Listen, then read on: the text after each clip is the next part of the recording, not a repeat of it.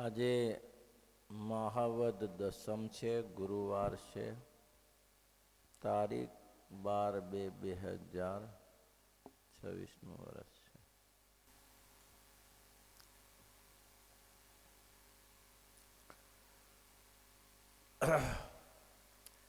માગસર મહિનો છે, ઠંડી વધારે છે, એટલે મારા જે વસ્ત્રો વ્યવસ્થિત પહેર્યા છે. ધોળો ફેંટો માથે બાંધ્યો હતો, ધોળે ફેટે બોકાની વાળી હતી, સમજાય છે? બોકાની ગરમ પોસ્ટની રાતી ડગલી પહેરી હતી, તથા ઘોડો ખેસ પહેર્યો હતો ને ધોળો ચોફાડ ને ધોળી પછડી ભેગા કરીને ઓઢ્યા હતા. ઠંડી વધારે હશે.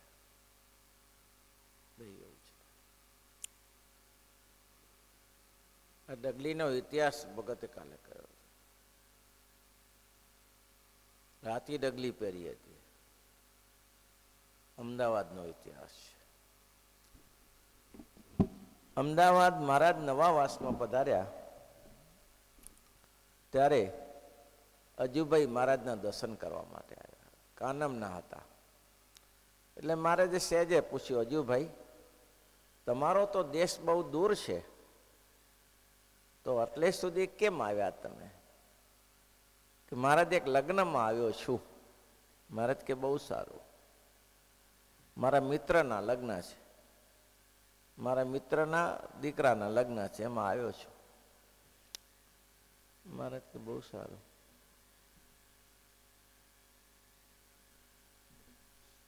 પછી મહારાજ કે સારું, ત્યારે તમારું કામ. તો કે ના મહારાજ, હું તમને લેવા આવ્યો છું. અમને લગ્ન અને જગ્ન બે ભેગા ના પડે. મહારાજ આવું ધામધૂમથી લગ્ન કરે છે ને મારા મિત્રએ મને ખાસ કહ્યું છે કે મહારાજને લગ્નમાં લાવજો. અનાધિકારથી ચાલ્યું આવે છે. લોકો વિરોધ કરે કે ના કરે, ખાખરિયા પ્રદેશના લોકો વિરોધ વધારે કરે કે લગ્નમાં સાધુ પુરુષો ન હોવા જોઈએ. ઠીક છે, એની મનતા બરમણે લોકોનું ચાલ્યા કરે સૌનું મંતવ્ય. પણ ઉત્તર ગુજરાતમાં તો આ લોકોનું ચાલતું નથી, કારણ કે એ લોકો કે સાધુ સિવાય અમારા મોઘા મહેમાન તો સાધુ જ છે. બીજા મહેમાનો આવે એને કરતા સૌથી શ્રેષ્ઠ સાધુ છે, એ આશીર્વાદ પણ આપે.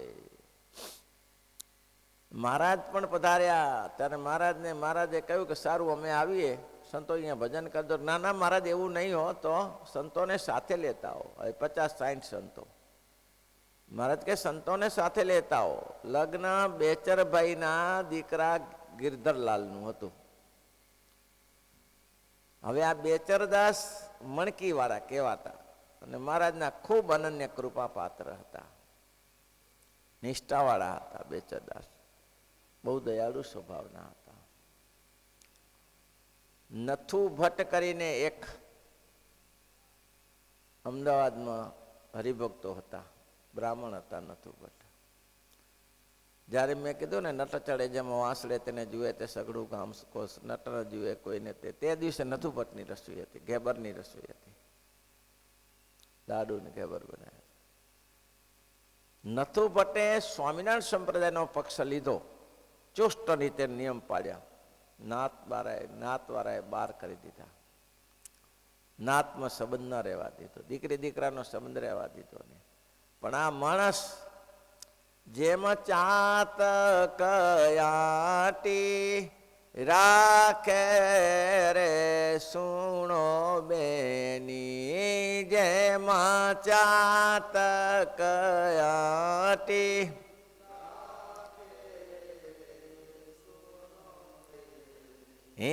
વિના સ્વાતિ જલ નવ ચાખે રે સુણો બેની, વિના સ્વાતિ જળ નવ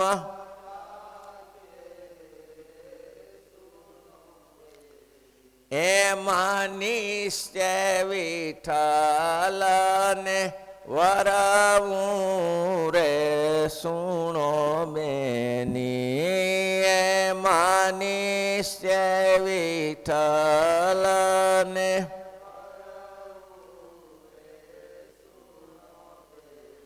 હે નહીં તો સાવક મારા મળવું રે સુણો બેની, નહીં તો સાવક મારા.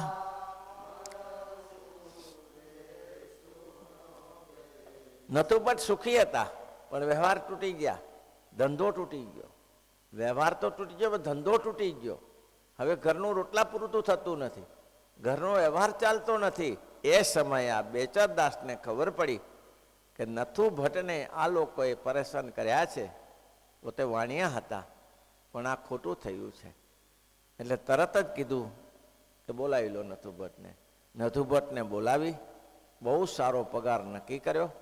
અને આ બેચરદાસ મણકીવાળાએ નથુ ભટ્ટને પોતાના જે તિજોરીની ચાવીઓ સોંપી દીધી અને સંભાળજો. વિશ્વાસપાત્ર માણસ, દ્રઢ ન થયા, ટસના મસ્ત ન થયા, અચળ ટેક રાખી. ગમે તે ઉપાધિ થઈ જાય, સ્વામિનારાયણ ભગવાનને નહીં છોડવું. હવે છોડે ક્યાં પાર પડે? આ નિશ્ચય. આ બેચરદાસ બહુ ભાવિક હશે ત્યારે મહારાજને બોલાવ્યા હશે, નહીં તો કોણ બોલાવે લગ્નમાં? તે સમયમાં પાછું આખો સમાજ વિરુદ્ધ થઈ જાય. તે સમયમાં મહારાજને બોલાવ્યા અને મહારાજ ત્યાં બેચરદારના છોકરા ગિરધરના લગ્નમાં ગયા. 50-60 સંતો સાથે ગયા. ત્યાં જઈને બેચરદારના છોકરાએ શ્રીજી મહારાજને હાર પહેરાવ્યો. એ મહારાજે હાર એને પાછો પ્રસાદીનો આપ્યો, આરતી કરી. પછી મહારાજ બેઠા, આશીર્વાદ આપ્યા. પછી કહ્યું કે હજુ ભાઈ તો કે હા અમે જઈએ. અમે હવે જઈએ તો કે ક્યાં મહારાજ જશો? તમારે તો ઘર છે નહીં. ત્યારે તો મહારાજ મંદિર હતું નહીં ને. તો કે જઈએ હવે નવા વાસમાં જશું, ઉતારો કરશું અને સંતો બધા નિયમ ચેષ્ટા બોલશે. હવે આ લગ્નનો પ્રસંગ હતો તો મહારાજ ત્યાં નિયમ ચેષ્ટા કરો તો અહીંયા જ કરો ને. એમ તો આ મહારાજ કે આ તો લાંબુ ચાલે, અમારે તો કથા વાર્તા થાય, નિયમ ચેષ્ટા થાય, 10 સાડા 10 થઈ જાય. અરે 12 કા ના વાગતા? નિશ્ચય આજે બી એવું નહીં કરી શકે. થાય એવું નિશ્ચય. એક બાજુ તે દિવસે તો બહેનોને કીર્તનો ગાવાના, માઇક ઉપર નહોતું. અને છોકરાના લગ્ન હોય, ધામધૂમથી થતો હોય, લગ્નનો પ્રસંગ હતો. મહારાજ કે કમસે કમ 10 થી સાડા 10 થશે. બેચરદા મારે કે ગમે એટલો સમય થાય. આ બેચર માણકીવાળાએ પક્ષ રાખ્યો સ્વામિનારાયણ ભગવાનનો. અને સ્વામિનારાયણ ભગવાન જાણતા હતા કે બેચરદાર જેવો કોઈ નિષ્ઠાવાળો માણસ નથી. નથુ ભટ્ટ તો નિષ્ઠાવાળા છે, પણ મહારાજે એટલું કહ્યું ને, વચનામૃતમાં કહ્યું ભગવાનના ભક્તનો પક્ષ રાખે છે ને એ માળા કરે કે ના કરે. એ માળા કરે કે ના કરે, અક્ષરધામના અધિકારી છે. ભગવાનના ભક્તનો પક્ષ રાખે બસ. કુસંગનો પક્ષ ના, ભગવાનના ભક્તની ભૂલ થઈ ગઈ હોય તો એનો પક્ષ રાખે કે એ સુધારી લેશું, પણ પક્ષ તો ભગવાનના ભક્તનો જ રહે. નાસ્તિકનો પક્ષ ના રાખે. બેચરદાએ નથુ ભટ્ટનો પક્ષ રાખ્યો અને એને જીવતદાન આપ્યું કે એ શેનો પાછો પડે? હું સ્વામિનારાયણ છું, એ સ્વામિનારાયણ છે. અને એટલા માટે મહારાજ રાજી થઈ ગયા બેચરદા ઉપર. અને બેચરદાને ત્યાં ગયા. છોકરાએ ગિરધરદારને કહ્યું લે મહારાજને ભેટ અર્પણ કર. અને આ લાલ દગડી ત્યારે શ્રીજી મહારાજને ભેટ કરેલી. નવા વાસમાં બેચરદારને ત્યાં મહારાજ ગયા ત્યારે.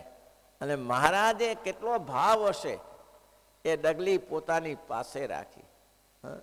ડગલી પોતાની પાસે રાખી અને મહારાજ આ વચનામૃત લોયાના 12, 13, 15, 16, 17 ને 18 વચનામૃત સુધી ડગલી પહેરી. જોજો ત્યાં સુધી ડગલી પહેરેલી છે મહારાજે. બસ સભામાં આવે ત્યારે ડગલી પહેરીને આવે. ગરમ પોસ્ટ, રાતા પોસ્ટની ડગલી હતી, ઠંડી ઉડાડે એવી ડગલી હતી.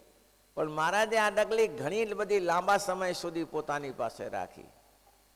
ધન્ય છે ને એ ભક્તનો ભાવ અને શ્રીજી મહારાજનો પ્રેમ.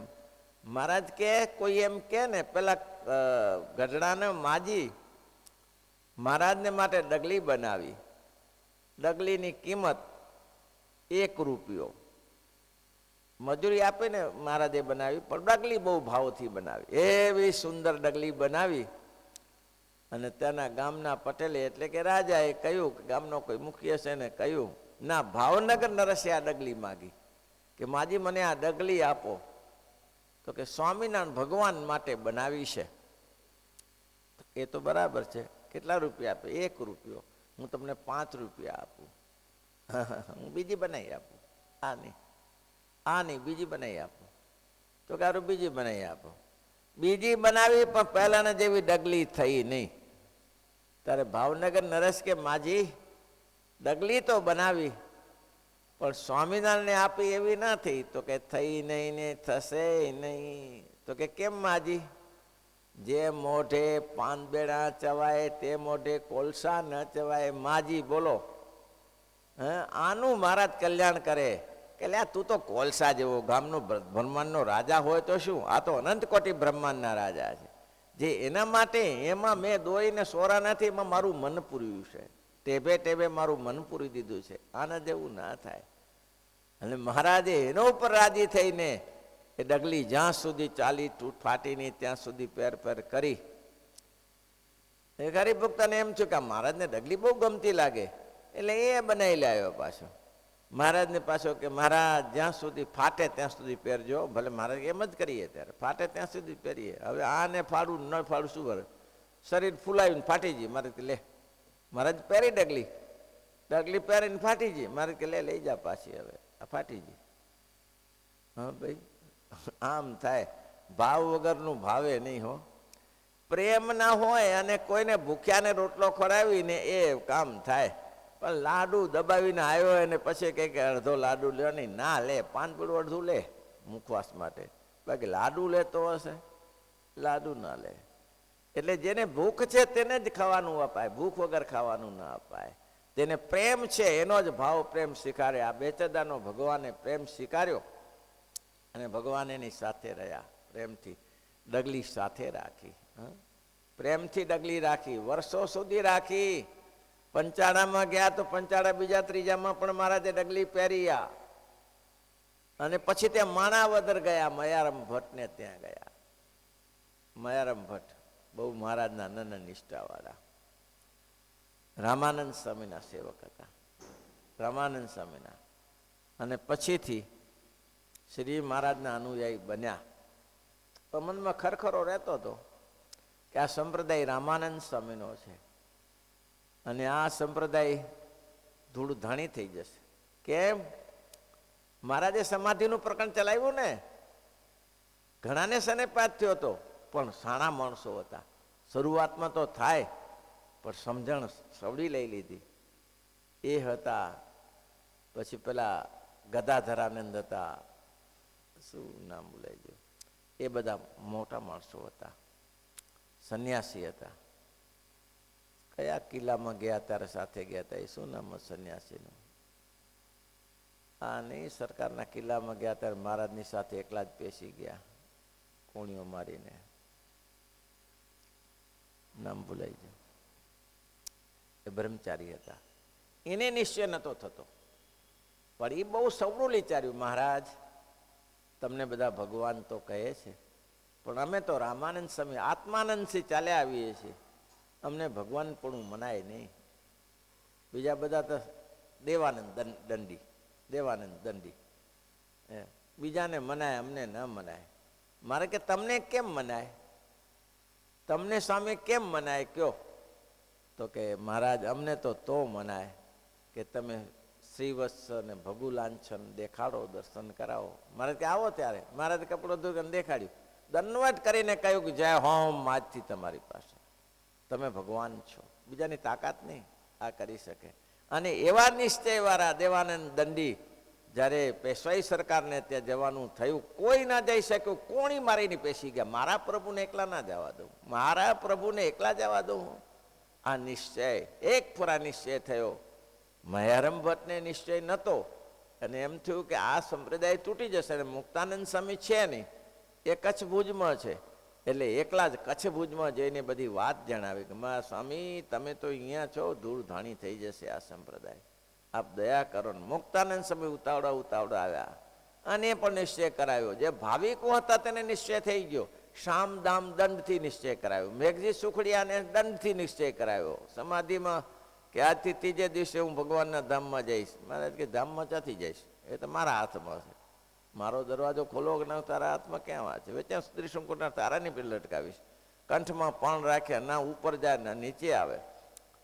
જેને જેને નિશ્ચય હતો તેને મહારાજે કહ્યું, એને બધા સાથે થઈ ગયા. મયારામ ભટ્ટને પછીથી જ્યારે મુક્તાનંદ સ્વામીએ નિશ્ચય થયો ત્યારે મયારામ ભટ્ટે એમ નક્કી કરી લીધું પુરુષોત્તમ નારાયણ છે. બસ પછી મહારાજ જેમ કે તેમ જેટલા મુહૂર્તો જોયા હશે, દીનાનાથ પંડિત હતા પણ જોઈ કેટલા મંદિરોના મુહૂર્ત બધા આને હાથેલું જરા મયારામ ભટ્ટને હાથે. ઉત્સવ કરવો હોય તો મુહૂર્ત આને હાથે. ભાગવત કથા કરવી હોય તો મુહૂર્ત મયારામ ભટ્ટ.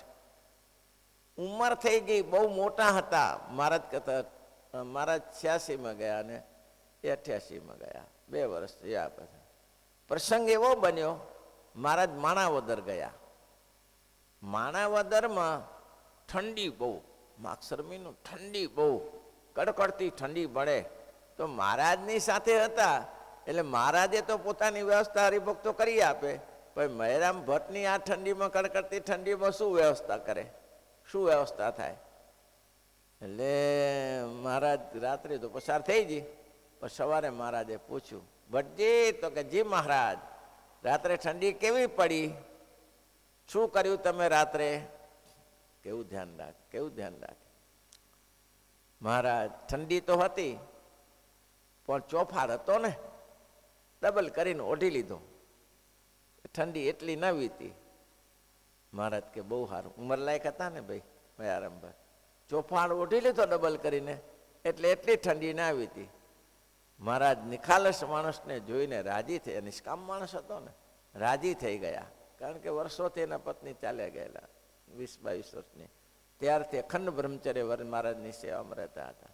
મહારાજ રાજી થઈને આ ડગલી સાથે ને સાથે રાખતા હતા, પણ એ મયારામ ભટ્ટને ડગલી આપી દીધી. લ્યો ભટ્ટજી, ઠંડી પડે ને તો ડગલી પહેરજો. અરે મહારાજ, ના ના ના ના, એ ડગલી મારે ના પહેરાય, એ ના પહેરાય મહારાજ, આપની પ્રસાદીની ડગલી. ના ના, હું મહારાજે પરાણે પહેરાવી દીધી. બોલો એને ડગલી.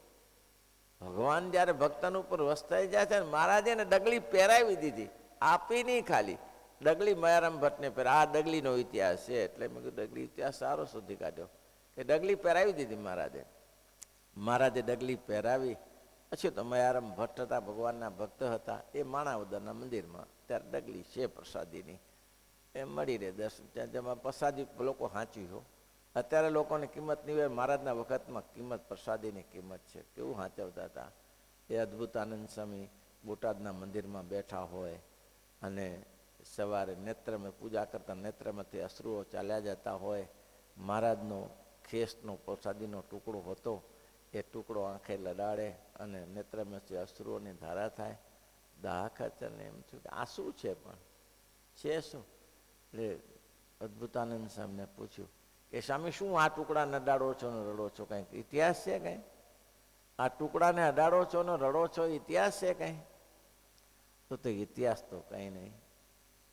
હવે અમને મહારાજની પરમિશન નથી કે ગમે ત્યારે દર્શન કરવા જઈએ. ઉત્સવ સમય થાય ત્યારે, અને કારણ કે પરમિશન ના જ મળે ને, કેમ ના મળે? કોઈને ત્યાં 50 સાધુ ભેગા થઈ જાય તો ખાવાનું ક્યાંથી આપવું? આજની ચમચા જાઓ જલાલી હતી, 500 જણા પડ્યા તો પૂરું થઈ જાય. ખાવાનું શું વ્યવસ્થા કરવાની?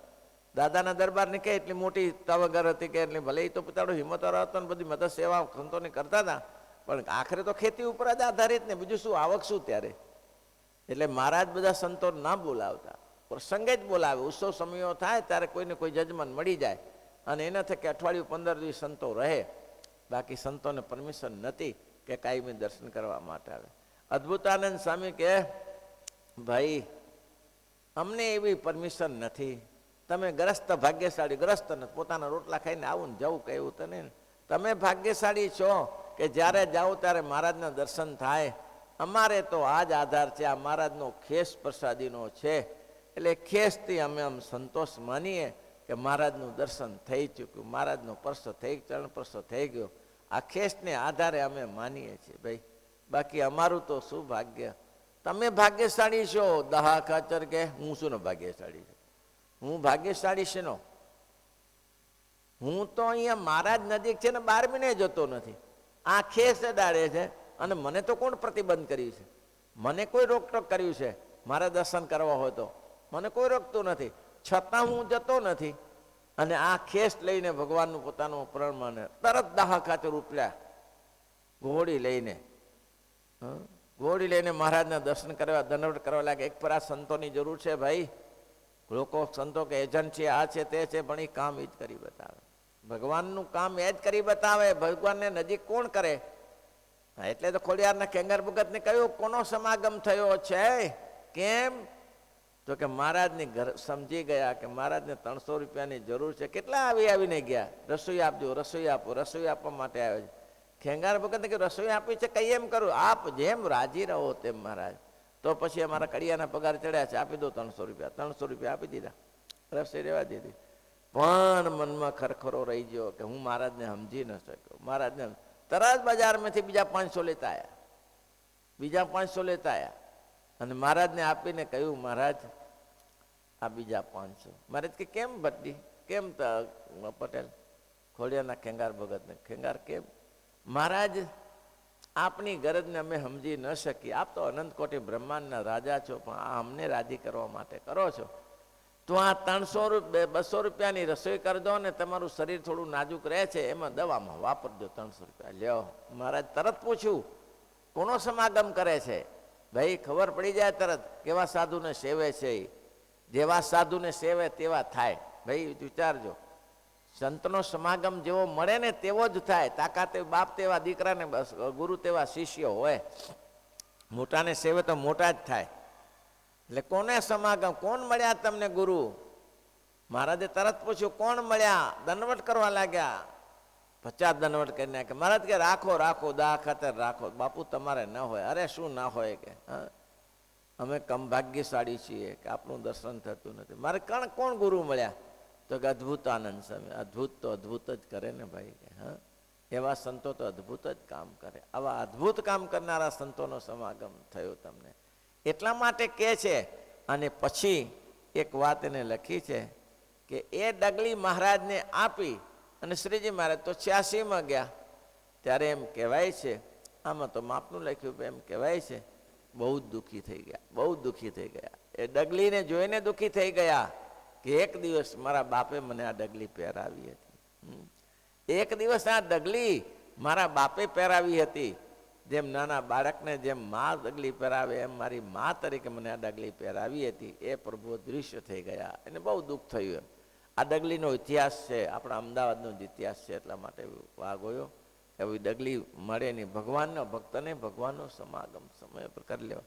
અને સાચા સંતો સિવાય તો નહીં મળી શકે, શક્ય જ નથી. જેને સ્ત્રી અને ધનની આસક્તિ છે એ તમને બહાર ક્યાંથી કાઢશે? કાદવ ને કીચડનું તળાવ છે ભૈયા. ધન સ્ત્રી એ કાદવ કીચડનું તળાવ છે. જેટલા બારે નીકળો અંદર કરો, જેટલા બારે જાઓ એટલે અંદર કરો. એ તો બારે ઉભેલો હોય ને હાથ લાંબો કરીને કે લે પકડ હાથ, આવી જા બારે, એ બારે કાઢી શકે. જે ધન સ્ત્રીથી બહાર બેઠો છે એ જ તમને કાઢી શકે. બાકી ધન સ્ત્રીમાં આસક્ત ક્યારે બારે કાઢી શકતા નથી. એટલે માટે કાલથી વેતનામત ચાલુ કરીએ. શ્રીપતિમ શ્રીધરમ.